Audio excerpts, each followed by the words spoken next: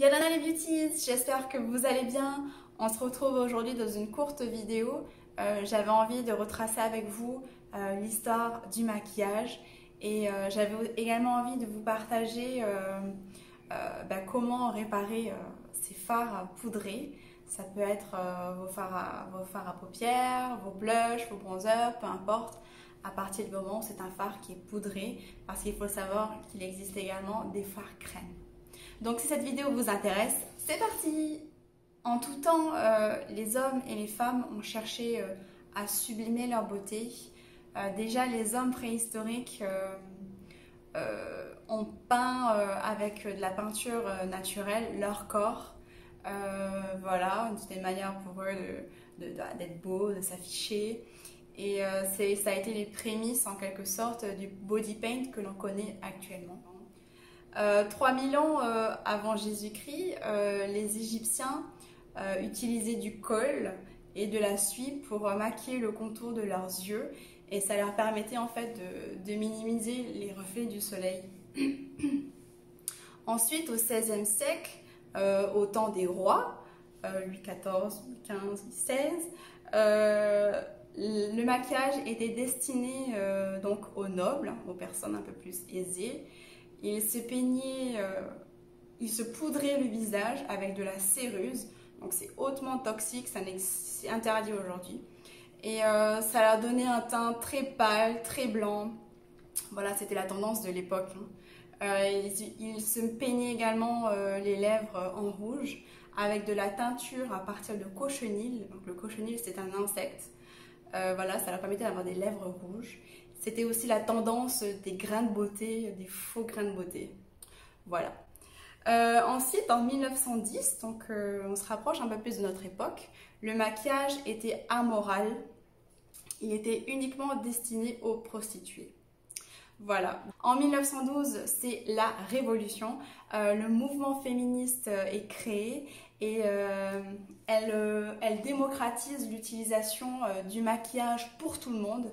Donc le maquillage se banalise et les premières boutiques commencent à s'ouvrir dans le monde entier. Il faut savoir qu'en 1913, c'est la marque Maybelline qui crée donc le tout premier mascara. Avec l'apparition du cinéma dans les années 1920 et la télévision en couleur, il marque vraiment un tournant dans le monde du make-up. Vous savez que la définition des vidéos en couleur n'est pas celle d'aujourd'hui, c'était pas une haute définition.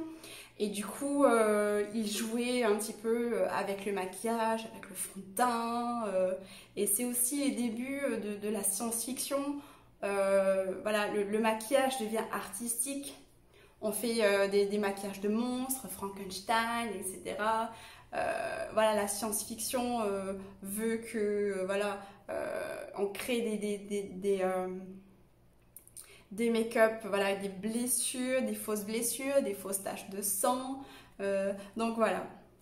Aujourd'hui, la tendance est au naturel et au teint bonne mine, au nude, voilà, au teint très glowy, mais avec un contouring très prononcé à la Kim Kardashian.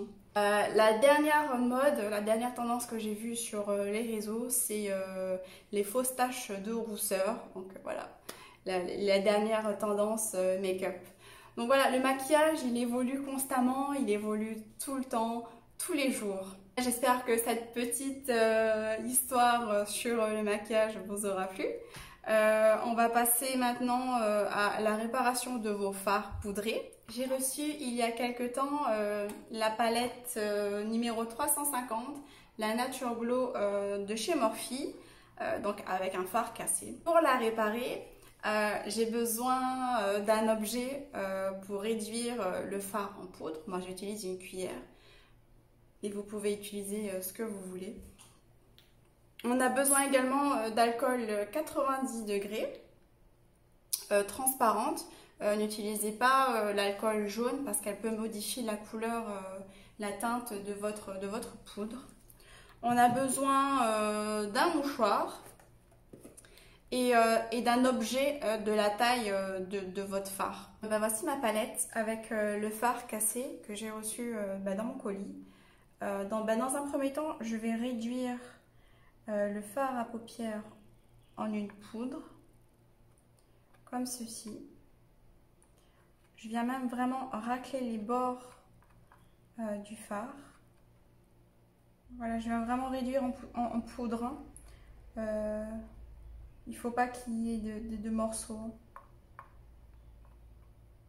Voilà, une fois que j'ai réduit en poudre, je viens ajouter quelques gouttes d'alcool 90 degrés, transparente, hein, ne l'oubliez pas.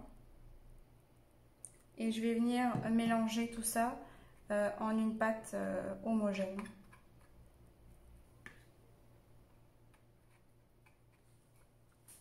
Voilà, on vient faire une pâte avec le mélange de poudre et d'alcool. L'alcool 90 degrés que vous pouvez retrouver en pharmacie, ça coûte vraiment pas cher. Et voilà, et ça peut vous sauver vos fards poudrés.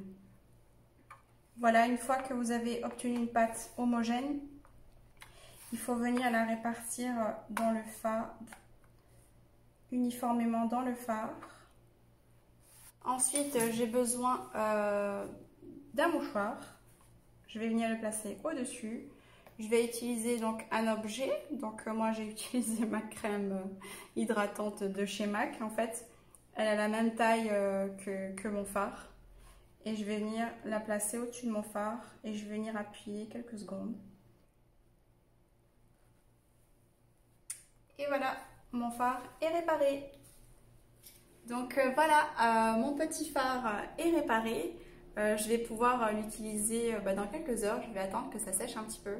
Vous avez vu, c'est super facile et ça peut vous sauver des palettes. Surtout qu'une palette, voilà, ça coûte, c'est quand même un investissement. Et si vous avez un phare cassé, c'est pas terrible, quoi. Donc vous pouvez le réparer, c'est super simple. Donc avec la méthode que je viens de vous montrer. Et voilà, j'espère que cette vidéo vous aura plu, qu'elle vous aura été utile. Si le format Facebook ne vous convient pas pour regarder mes vidéos, sachez que j'ai aussi ma page YouTube, Tahiti Beauties. Voilà, vous pouvez retrouver toutes mes vidéos. On se retrouve dimanche prochain avec une nouvelle invitée. On a plein de nouveautés à tester et vous donner notre avis.